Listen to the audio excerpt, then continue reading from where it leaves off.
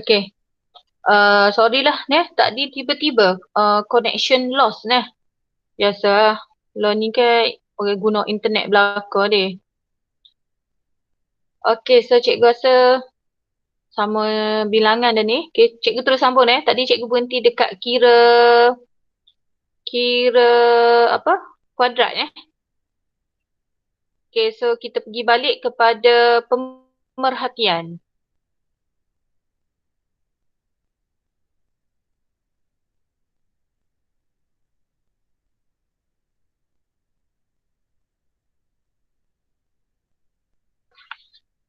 Eddie, nampak tak slide cikgu Eddie? Nampak cikgu? Nampak dah. Okey, so cikgu terus sambung Okey, untuk pemerhatian ingat yang kita lihat dengan mata kita saja. Okey, MVO nilai, RVO nilai. Kalau MVO tak ada nilai, tulis nama dia. Okey, jadi pemerhatian 1, cikgu tak ambil A cikgu ambil Pirin Petri B. Sebab A tu tak cantik, bacaan dia kosong, tak comel. Okey, jadi cikgu ambil B. Cikgu tak apa ke saya guna mana-mana? Dia tak apa, mana-mana boleh. Okey, so bagi Pirin Petri B, yang mempunyai isi padu air 2 ml, jumlah luas permukaan tompuk mucor spesies ialah 2 cm persegi. Dapat Okey, kemudian pemerhatian 2, cikgu ambil Pirin Petri D yang mempunyai isi padu air 5 ml, jumlah luas permukaan tompuk mucor spesies ialah 26 cm persegi. Jadi rasa awak dah jelas tadi kan macam mana cara nak kira kuadrat. Okey. Pergi kepada inference.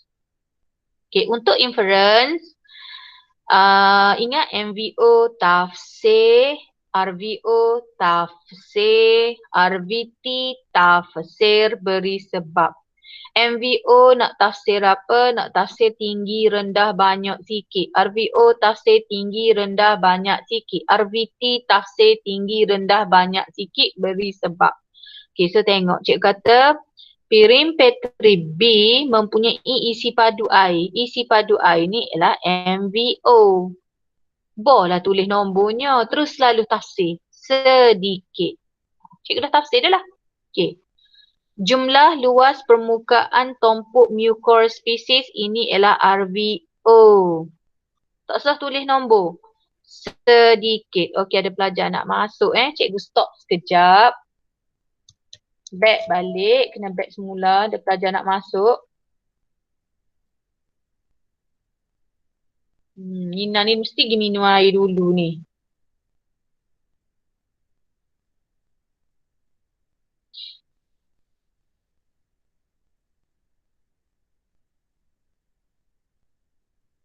Okay, so cikgu sambung balik lah.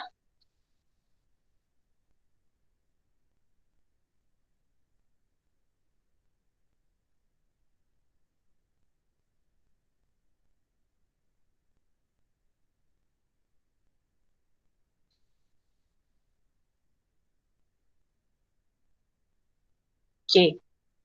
Dapat Eddie nampak tak slide cikgu?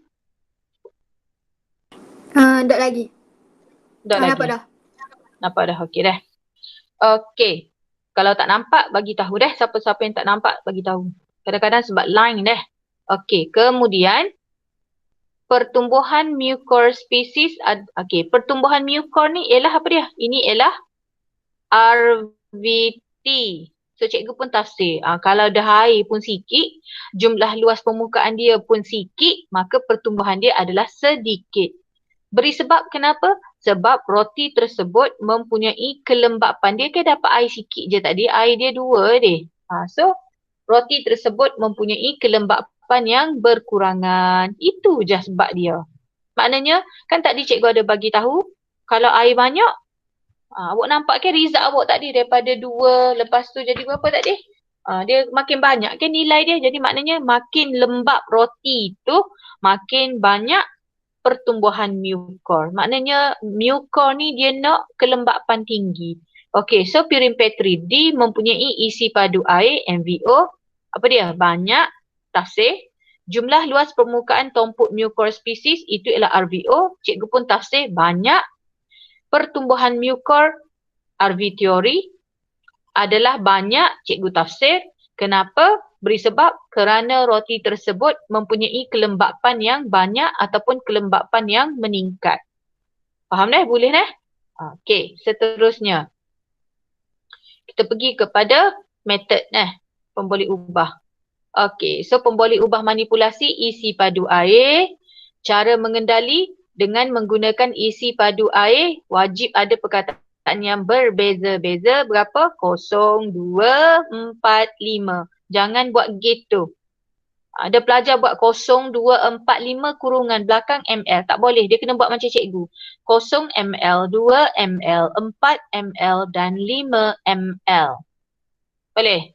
Okay. Kemudian pemboleh ubah bergerak balas. Cikgu syorkan awak guna RVO dah. Iaitu jumlah luas permukaan tompok mukor. Cara dia ukur. Sokmo-sokmo ukur RVO dengan guna apa? Kertas gerik. Catat keputusan dalam jadual. Cikgu, saya nak guna RVT. Okey, tengok RVT. Peratus litupan mukor, dia kena kira. Sebab tu kena tekan kalkulator dah. Kira RVT dengan menggunakan formula. Tengok, kena masukkan formula. Masukkan unit. Kemudian, cikgu saya nak ambil mana formula. Cikgu kata dah, awak belek sikit soalan tu. Jumpa dekat soalan jadual. Awak saling formula tu. Tapi kena bubuh unit dan catat keputusan dalam jadual. So cikgu syorkan awak di sini saja cikgu nak awak guna RVO. Kat mana lain tak apa RVT. Okey, kemudian kemudian CV. Mana-manalah boleh belaka. Nak jenis roti boleh. Bilangan hari eksperimen boleh. Bilangan roti boleh. Ukuran kertas gerik boleh. Satu lagi tak ada, jenis air. So di sini awak kena guna tetapkan jenis roti iaitu roti putih sahaja. Tetapkan bilangan hari eksperimen 5 hari sahaja. Tetapkan bilangan roti iaitu 2 keping sahaja. Tetapkan kertas gerik kuadrat iaitu 100 cm persegi sahaja. Tetapkan jenis air iaitu air suling sahaja. Dapat Okey. Cikgu nak tanya Fazliza. Hipotesis kita jenis mana? Semakin-semakin ke jenis perbandingan? Fazliza.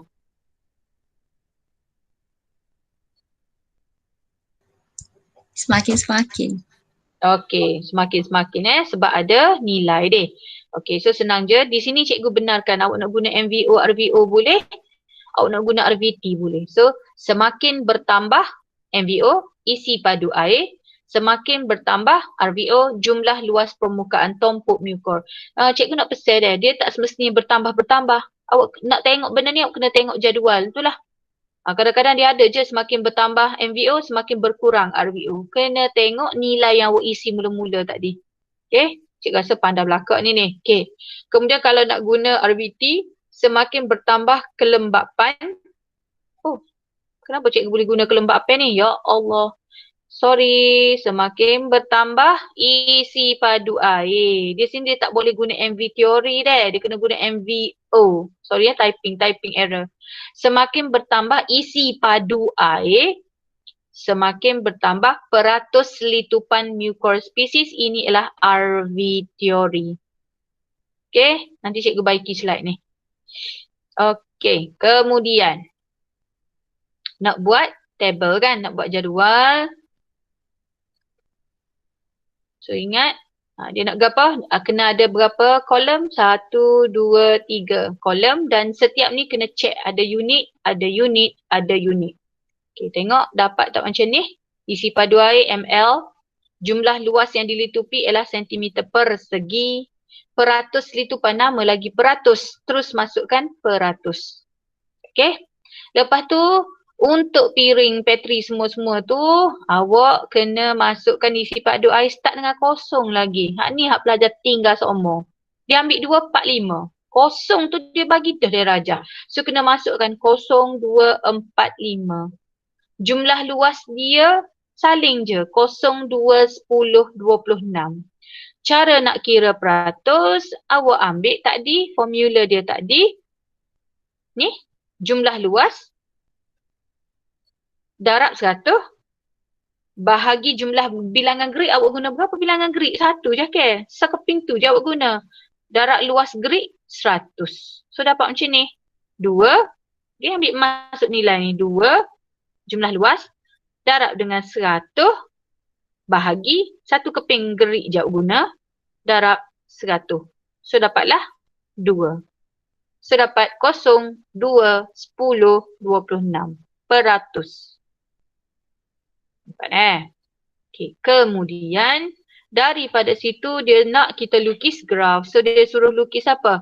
Dia kata lukis graf. Kalau dia tak kata apa-apa, dia kata lukis graf. Inilah grafnya. Okay. Isi padu air. Dia sebut dulu maka duduk pak sini.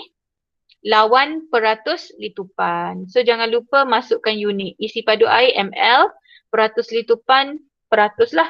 So buat tu dapatlah macam ni. Cikgu ni cikgu sambung dekat bawa dekat paksi tak apa sebab memang ada nilai kosong. Kalau tak ada nilai kosong jangan sambung. Okay, dapatlah macam tu. Okay, seterusnya.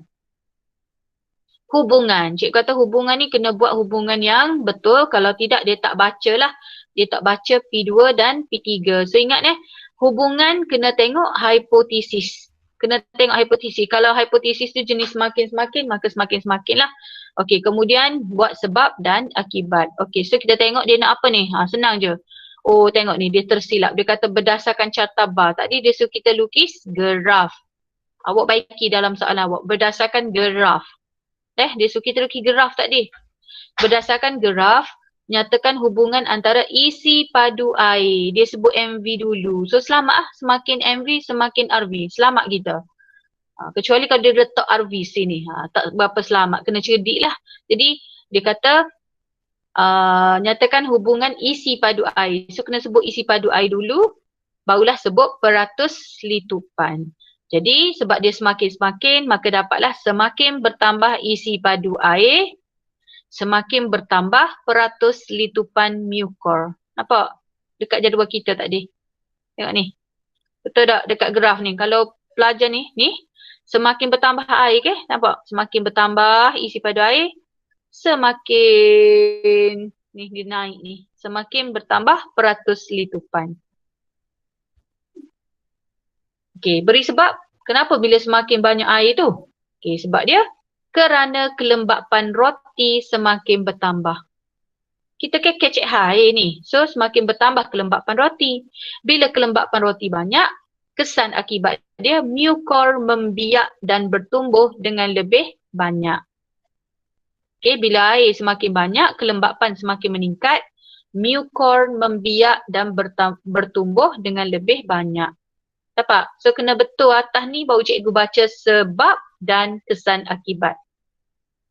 Okay, seterusnya. Soalan ramalkan. Untuk ramal pun kena betul dulu awak ramal. Ramal ni dia mesti kena tengok result yang dekat-dekat dengan dia. Lepas tu lebih rendah, lebih tinggi daripada nilai berapa. Okay, lebih rendah, lebih tinggi daripada nilai yang dia nak dari soalan tu. Okay, kemudian beri sebab, beri akibat. Beri sebab dan beri akibat. Okay, kita tengok. Eksperimen ini diulang dengan menggunakan jenis roti putih yang sama serta direnjis 2 ml. Jadi awak kena tengok dekat jadual awak kira-kira tadi tu dekat 2 ml je. Jangan tengok hak 4, jangan tengok hak 5. Awak tengok hak 2. Okey.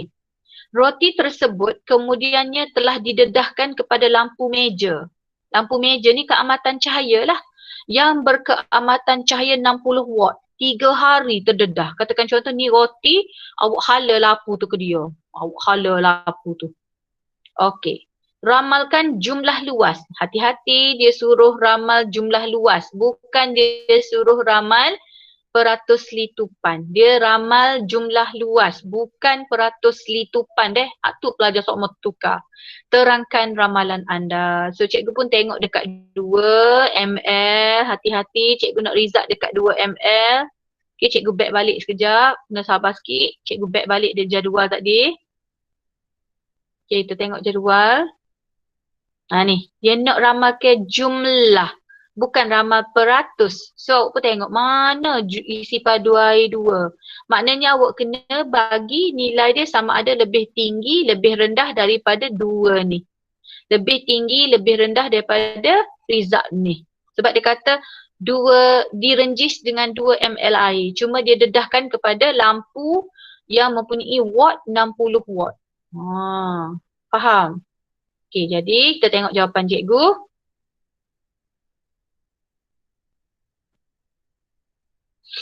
So, jumlah luas yang dilitupi oleh mucor species selepas 3 hari, cikgu dapati dia kurang dari 2 cm persegi. Kenapa kurang? Sebab terdedah kepada keamatan cahaya yang tinggi. Jadi lampu meja tu ialah keamatan cahaya. 3 hari pula tu tinggi. So apa jadi? Pertumbuhan mucor species perlahan. Ingat tak tadi awal-awal tadi dia suruh kita letak roti tu dalam almari gelap. Maknanya dia tak suka cahaya deh. Dia nak almari gelap. Okey? Dapat? Kerana terdedah kepada keamatan cahaya tinggi. So, kesan akibat dia pertumbuhan mucor jadi perlahan. Okey, seterusnya definisi operasi. Yang ni awak kata cikgu tak ada pun nota dia. Tak ada nota dia. Tak apa, kita kena pandai-pandai. Okey, jadi definisi, tak sewak lagi definisi, terus ni dulu. Ditunjukkan oleh mata awak, RVO, dipengaruhi oleh MVO. Ditunjukkan oleh RVO, tengok dengan mata, dipengaruhi oleh MVO. Ditunjukkan oleh RVO, dipengaruhi oleh MVO. Ditunjukkan oleh Roslina, dipengaruhi oleh Munira. Okey, so jawapan dia, berdasarkan eksperimen ini, apakah yang dapat anda rumuskan tentang pertumbuhan? Awak kata tak kerti nak buat pertumbuhan ni, tak ada dalam soalan dia. Okey, so cik kata dah, jangan risau tu dulu, buat ni dulu. Ditunjukkan oleh mata awak tengok apa? Jumlah luas permukaan tompok mucor species. Dipengaruhi oleh MVO, dipengaruhi oleh isi padu air. So apakah maksud pertumbuhan? Pertumbuhan ni apa? Awak tengok kan, oh dia bertumbuh banyaknya atas roti. So pertumbuhan ni ialah awak fikir, oh proses. Proses siapa? Mucor species. Dia tumbuh atas bahan utama kita guna roti. Berapa keping? 2 keping roti selepas 5 hari. Kalau cikgu jadi awak, cikgu tulis berlaku gapo ada dalam eksperimen tu. Dia tak potong markah awak. Jangan risau, dia akan cari markah awak.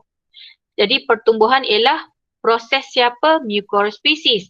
Bertumbuh atas berapa keping roti? 2 keping, diguna roti putih, tulis roti putih. Selepas 5 hari. Okey, dapat Okey, dan akhir sekali untuk soalan ni.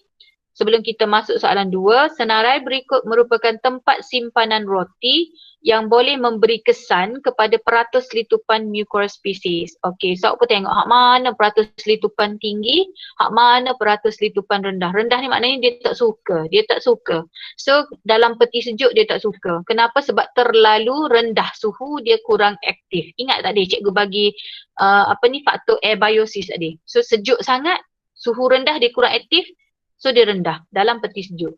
Oven sebab panas sangat, suhu tinggi dia jadi terencat. Bilik berhawa dingin pun sejuk, so dia tak nak. Okay, jadi peratus litupan yang tinggi atas meja dapur sebab ni suhu optimum. Sebab tu kita tinggal roti kita expired duduk atas meja makan kita, kejap penuh dah. Boleh? Okay, kita pergi kepada soalan nombor 2. Tenaga yang diperlukan oleh badan dihasilkan melalui pengoksidaan sebatian organik yang diperolehi daripada makanan semasa respirasi sel. Tak ada apa-apa lagi. Okay, kandungan tenaga makanan boleh ditentukan dengan membakar. Ingat eksperimen ni, 5 amanah buat membakar suatu jisim makanan dalam calorimeter bomb. Kita tak guna calorimeter bomb dengan syarat ada oksigen. Kuantiti tenaga yang dibebaskan daripada pembakaran 1 gram makanan merupakan nilai tenaga makanan tersebut. Kita bakar 1 gram makanan, maka kita akan kira-kira dapatlah nilai tenaga. Sebagai seorang pakar pemakanan, anda diminta untuk menentukan nilai tenaga dalam sampel makanan yang diberi. Okey, so nilai tenaga RV teori. Apa cikgu RV teori? Sebab nilai tenaga kita kena tekan kalkulator, kena kira. Nilai tenaga RV teori. Awak buat eksperimen ni, awak nak tengok dengan mata awak ialah perubahan suhu air. So dia jadi RVO. Kita tengok perubahan suhu air. MVO awak ialah sampel makanan. Sampel makanan apa? Roti, ikan bilis, keju. Okay, cuba tengok cara cikgu buat eksperimen. Ingat dah eksperimen ni? Ni cara awak buat eksperimen ni. Awak akan letakkan termometer, guna tabung didih. Tak boleh guna tabung uji nanti kita bakar dia jadi pecah. Okay, kemudian kita masukkan air suling. Lepas tu ingat dah awak cocoh ni. Awak letakkan cebisan roti, cebisan biskut, cebisan roti. Awak pun bakar dia ni. Ni nampak ni awak bakar ni. Kenapa cikgu saya letak termometer? Sebab nanti awak nak tengok peningkatan suhu tu. Okey. Jadi nilai tenaga makanan ialah jumlah tenaga yang terbebas apabila 1 gram makanan dibakar dengan lengkap semasa pembakaran. Jadi awak nampak dah awak letak, awak bakar tak, awak guna kacang ke? Awak lekat dekat plastik awak bakar.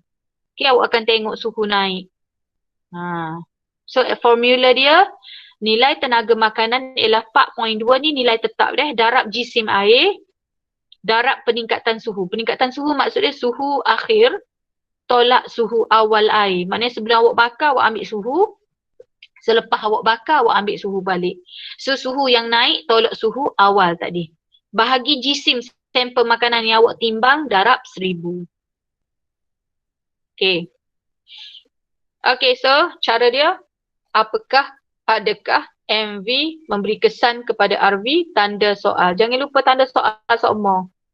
Okay, so cikgu ubah sikit. Cikgu tak nak guna sampel makanan. Cikgu terus nak guna gapo. Cikgu terus nak guna gapo. So cikgu buat, adakah roti? Oh boleh cikgu buat gini? Boleh, dia tak salah. Adakah roti mempunyai? Boleh ambil. Awak nak guna RVO? Boleh. Awak nak guna RVT? Boleh.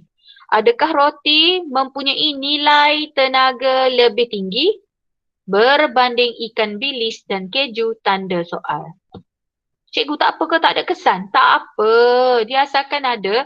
Dia soalan ni, soalan nombor 2 ni asalkan ada MVO, ada RVO atau RVT, tanda soal. Lepas tu soalan, adakah, apakah, bagaimana, boleh berlaku. Adakah, awak nak cikgu saya tak guna roti. Okey, awak nak buat keju. Adakah keju mempunyai nilai tenaga makanan lebih tinggi berbanding roti dan ikan bilis? Tanda soal. Tak ada masalah, betul berlaku. Boleh? Okey? Okay, kemudian hipotesis. MV kita tak ada nilai ke? Dia sampel makanan ke? So kena banding lah. Jadi cikgu pun fikir-fikir, banyak-banyak makanan tu mestilah keju tinggi sekali. So cikgu buat hipotesis, keju, ambil ikut awak. Awak nak guna perubahan suhu air boleh, awak nak guna nilai tenaga boleh. Keju mempunyai nilai tenaga tinggi berbanding ikan bilis dan roti. Cikgu saya tak nak, saya nak guna perubahan suhu air. Okay, keju mempunyai perubahan suhu air tinggi berbanding ikan bilis dan roti. Mana-mana boleh berlaku seperti ini. Okay dah. Okay, seterusnya, pembalik ubah dimanipulasi sampel makanan. Kalau lebih cantik, tulis selalu. Ikan bilis, roti, keju. Bergerak balas, ikut awak. Awak nak ambil RVT boleh, RVO boleh. Perubahan suhu air, RVO. Nilai tenaga, RVT. Yang dimalarkan, awak malarkan apa? Jisim air suling.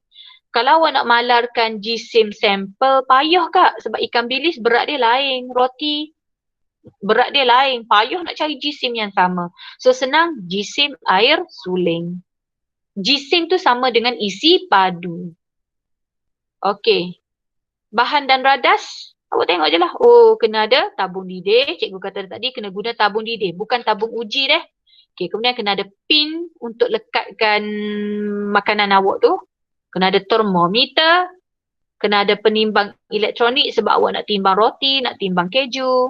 Kena ada kaki retot, kena ada pengadang deh. Pengadang tu macam besi tu sebab tak nak angin, gangguan angin. Kemudian kita nak sukat air, kena ada silinder penyukat, kena ada penunung bansen. Lepas tu tulis sampel makanan awak, ikan bilis, roti dan keju. Jangan asing-asing, tulis je sekali. Okey, kemudian okay, cikgu terus kepada rajah ni nak lukis ke tak nak? Nak lukis boleh, tak nak lukis pun tak apa tapi tak ada markah. Cuma cikgu galakkan lukis supaya bila kita lukis kita nampaklah cara nak buat prosedur.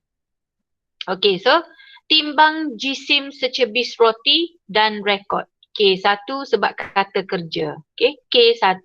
K1 ingat, K1 ni ialah kata kerja.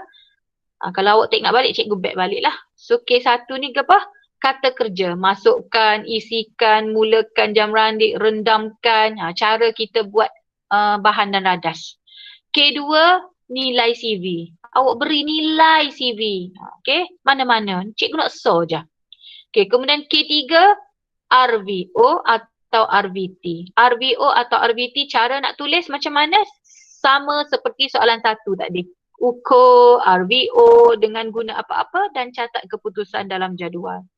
Kalau awak nak guna RVT, kira RVT dengan menggunakan formula, tulis formula dan catat keputusan dalam jadual. Okey, K4, ulang langkah apa-apa dengan guna apa-apa. K5, langkah berjaga-jaga. Okey, tengok cara cikgu jawab.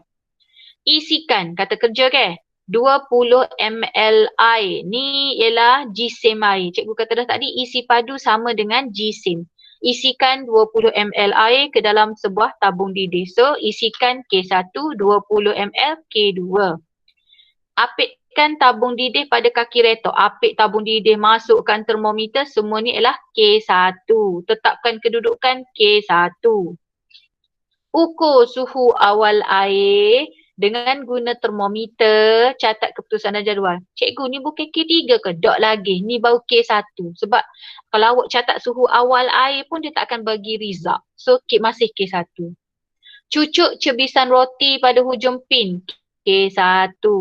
Susunan radas diadang dengan pengadang. Kita kena guna pengadang besi. Itu ialah K5. Langkah berjaga-jaga, tak nak gangguan angin. Okey, nombor 7. Nyalakan roti dengan menggunakan penunuh bansen. K1. Roti terbakar diletakkan dengan segera di bawah tabung didih untuk memanaskan air.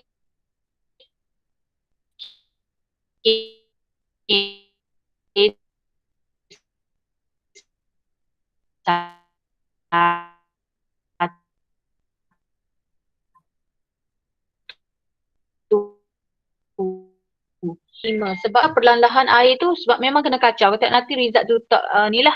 So K5 dah, langkah berjaga. Apabila roti habis terbakar, ukur. Okay, start dah. Cikgu kata ukur suhu akhir air dengan guna termometer, catat dalam jadual K3. Kalau suhu awal tadi kita anggap K1 lagi. Okay, lepas tu saya nak buat lagi RVT deh. Awak nak buat RVT. Kira nilai tenaga roti menggunakan formula, kena tulis belakang formula sekali dengan unit dan catat keputusan dalam jadual K3. Cikgu, kalau saya buat K3 tu so je, tak apa, betul lah. Awak nak guna RVO boleh, awak nak guna RVT boleh. Nombor 9, nombor 10 ni mana-mana so je cikgu nak. K3. Okay, lepas tu ulang langkah 1 hingga 10 dengan menggunakan sampel makanan lain iaitu keju dan ikan bilis K4. Dan air dalam tabung didih perlu diganti. Dia sokmo-sokmo kena ganti air tu sebab air tu dah berkurang. K5. Okey, dan akhir sekali persembahan data. Kena ada 3 kolom, kena ada MV, RVO, RVT. Kita hanya isi MV sahaja. So tengok, sampel makanan sahaja isi, roti, keju, ikan bilis. Kemudian ini ialah RVO, ini ialah RVT. Jangan isi, tinggal kosong, masukkan nilai. Okey. So, habis daripada cikgu. Kalau kita pelajar yang lemah sangat-sangat, cikgu harap awak baca fakta dan hafal skema. Ada pelajar cikgu tu, dia rajin tapi dia macam payah sikit. So, dia hafal skema.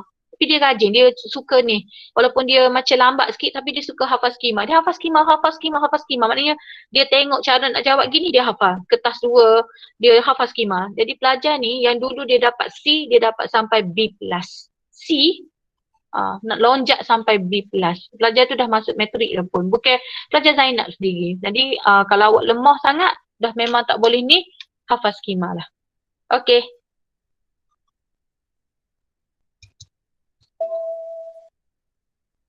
So, kita jumpa hari Ahad. Assalamualaikum. Waalaikumsalam. Thank you, cikgu. Ya, cuti 2 hari.